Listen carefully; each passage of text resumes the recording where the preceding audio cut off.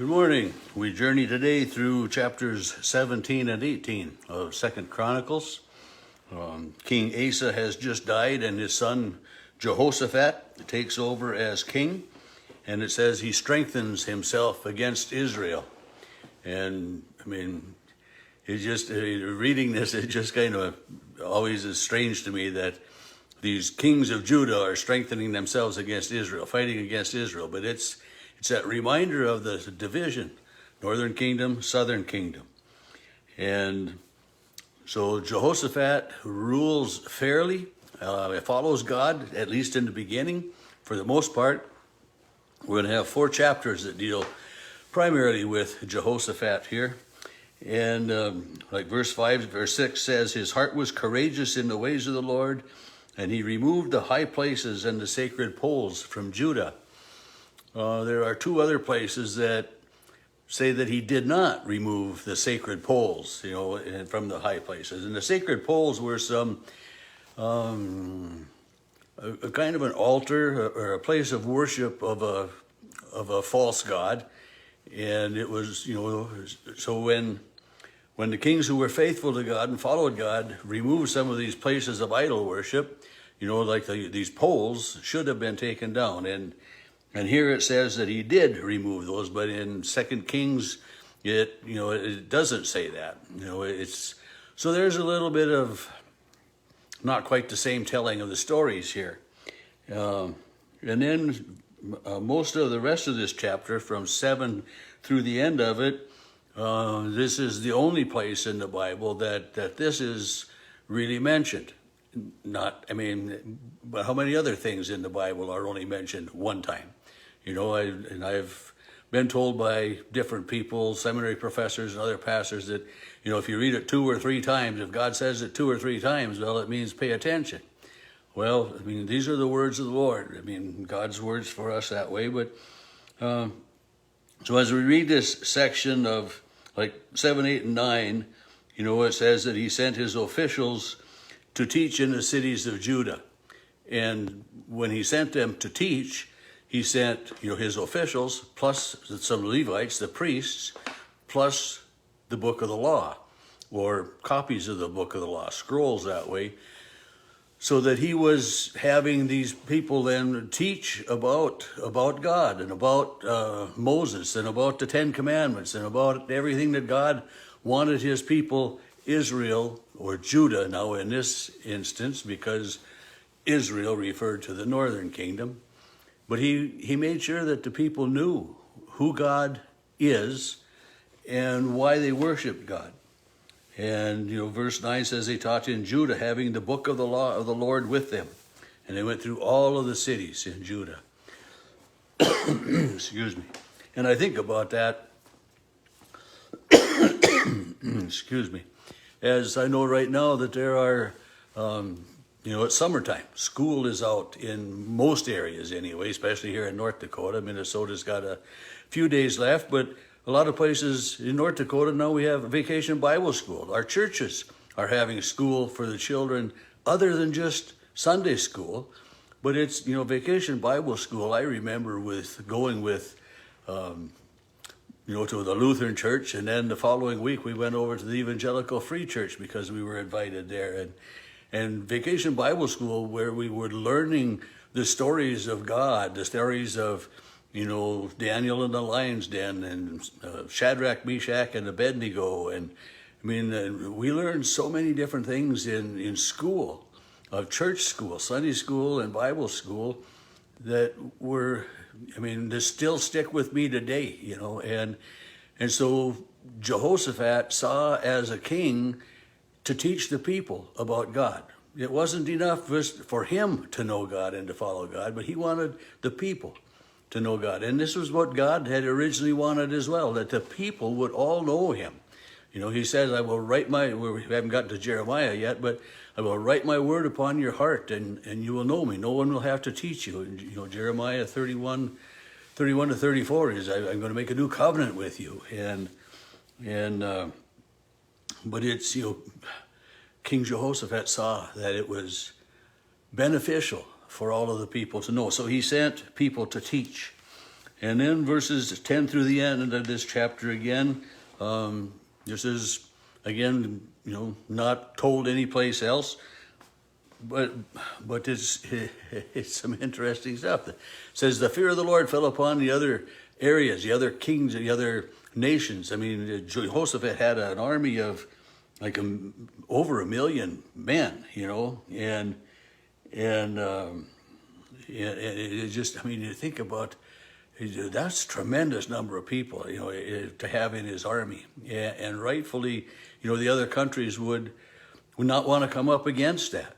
And they didn't.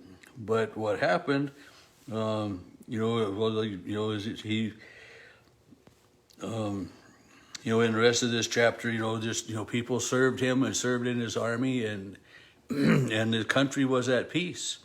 And that was one of the things that we'd kind of had read, or had known that, like for Asa, there was quite a few years of peace during his reign. And here, when you got this huge army and the other nations respect that army, they're not going to come to battle against you. So they lived in relatively a peaceful situation where the people didn't need to worry about someone else coming in and waging war upon them and carrying off all of their cattle, their sheep, and all of that. And then in chapter 18, starts out, it says, Jehoshaphat had great riches and honor, and he made a marriage alliance with Ahab. Ahab was the king of the southern kingdom, of the northern kingdom, rather. And he wanted to come to an agreement with Jehoshaphat, and they did. And then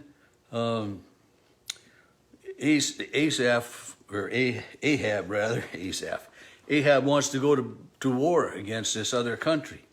And he asks Jehoshaphat, will you go with me? I mean, who wouldn't want an army of 1,160,000, something like that Jehoshaphat had? Who wouldn't want an army like that to go with them, into battle? So they make this agreement, and then Ahab says, let's go to battle. And he says, I've consulted my prophets. And of course, his prophets aren't prophets of God. They are just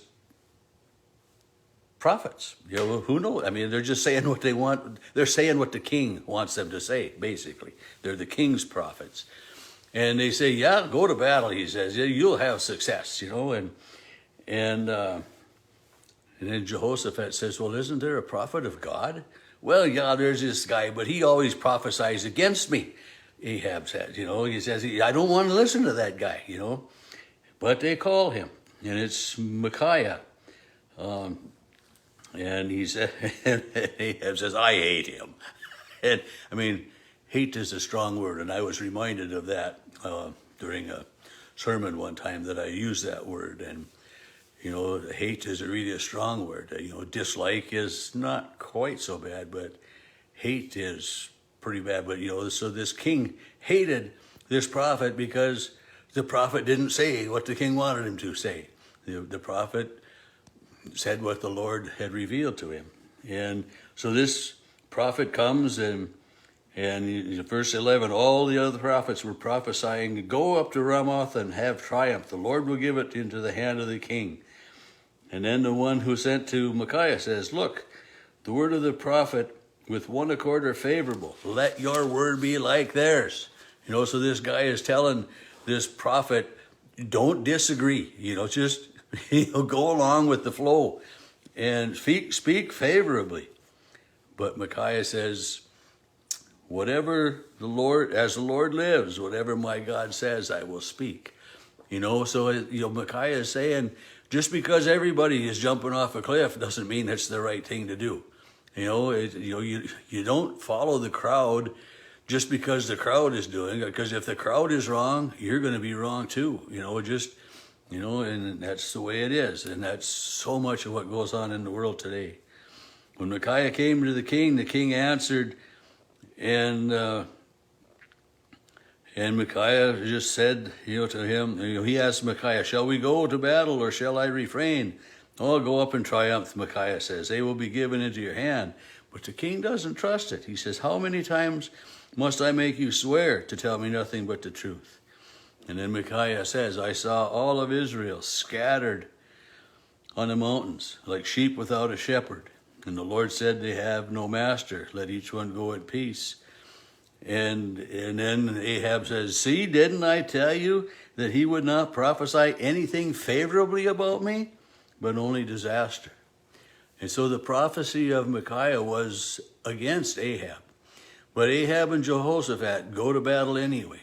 And Ahab disguises himself so he thinks he's going to be safe because the other armies are going to go after the kings if they can. But even though he's disguised, as we read most of this chapter is taken right from 2 Kings. It's almost word for word other than the first couple of verses of it.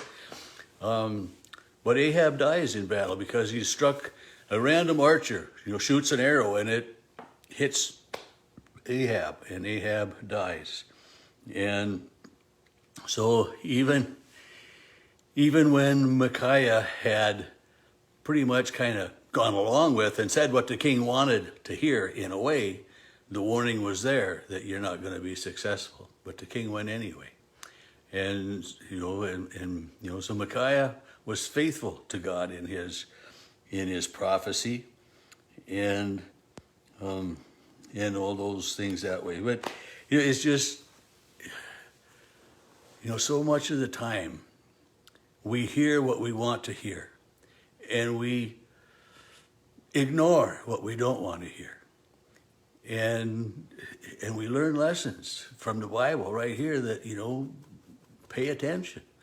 When you hear something, when someone tries to help you and turns you in the right direction, listen to them. Don't just follow the crowd, but follow God, and God will bless you.